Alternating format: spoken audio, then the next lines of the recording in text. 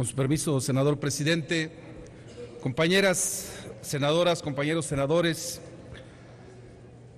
son muchos los casos de violaciones a los derechos humanos cometidos por integrantes de las Fuerzas Armadas. Esto lastima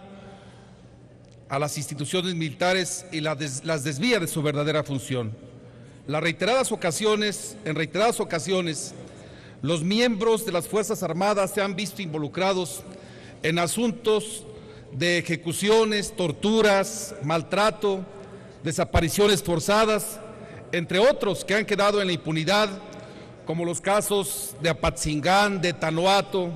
de Tlatlaya y Ayotzinapa, entre otros.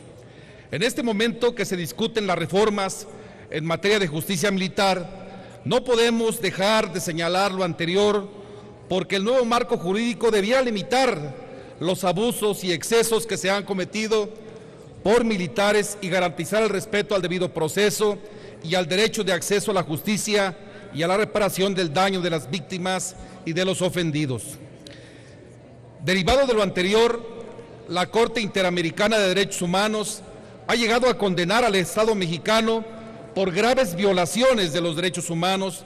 perpetrados desde organismos e instancias de las Fuerzas Armadas y ha señalado que debe reformarse la justicia militar.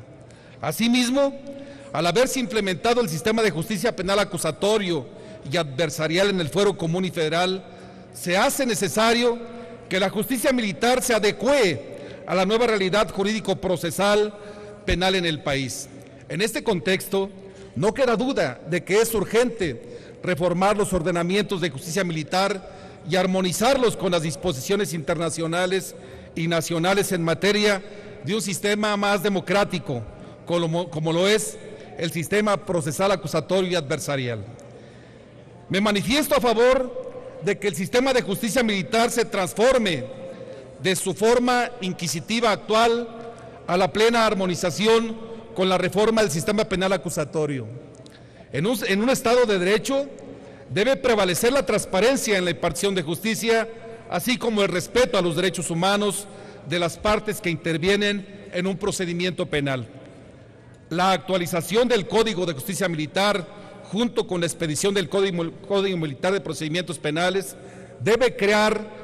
las hipótesis jurídicas y los procedimientos necesarios para que jueces y tribunales del fuero de guerra modernicen sus métodos y procedimientos en la impartición de justicia pronta y expedita. A partir de las reformas en materia de justicia militar, el proceso penal deberá ser acusatorio y oral y regirse por los principios de publicidad, contradicción, concentración, continuidad e inmediación,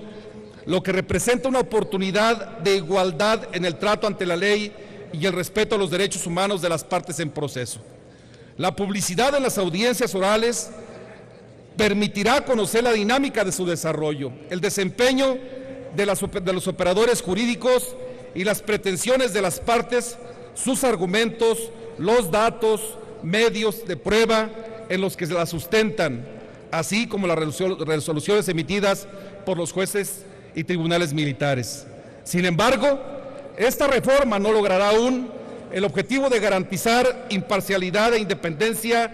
a la llamada justicia militar, ni mucho menos garantizar el pleno respeto a los derechos humanos de las partes y de las personas civiles involucradas en el proceso de investigación, ya que este dictamen faculta a los juzgados militares para cometer actos tales como el cateo de un domicilio civil, así como las intervenciones de telecomunicaciones privadas y la facultad de citar ante el Ministerio Público o el juez militar a personas civiles. Esta propuesta ha sido empañada por un modo inadecuado y legítimo con que se ha querido aprobar. Además, es necesario discutir a profundidad algunos aspectos particulares, ya que presenta graves problemas en materia de violación de los derechos humanos, como ya lo habían señalado en la Cámara de Diputados y como ahora lo confirman las observaciones que se han hecho a este Senado por parte de la Oficina en México del Alto Comisionado de las Naciones Unidas para los Derechos Humanos, las cuales destacan que es importante establecer criterios claros y consistentes que garanticen seguridad jurídica a las personas, instituciones y civiles y el respeto a los derechos humanos.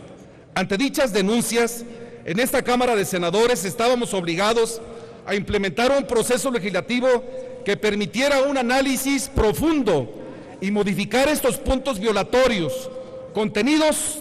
entre otros artículos, en el 87, en el 278, 287 y 299 del dictamen, y no hacerlo bajo la práctica recurrente de la ausencia de análisis y discusión. Por lo anterior, votaremos en contra de este dictamen. Apenas ayer, aquí en esta tribuna, se felicitaba a compañeras senadoras y compañeros senadores que después de un proceso de más de 3 años han presentado la Ley Nacional de Justicia Penal para adolescentes. En este Senado de la República hay excelentes constitucionalistas y legisladores y legisladoras que tienen una gran experiencia, y me parece que tuvieran la obligación de ponerla a disposición de este Senado para que no perjudiquemos más al ejército mexicano. El ejército nos ha merecido, las Fuerzas Armadas nos han merecido un gran respeto, a toda la sociedad mexicana y también a este Senado de la República. Aquí les hemos reconocido con una placa que hace unos años inauguramos, y creo que al ejército mexicano con esta legislación lo estamos metiendo en graves problemas. Llamo pues, compañeras y compañeros, a la conciencia de todas y de todos para que votemos en contra de este dictamen que no beneficia a México, que no beneficia a los mexicanos y que al contrario perjudican mucho a nuestras Fuerzas Armadas. Por su atención, muchas gracias.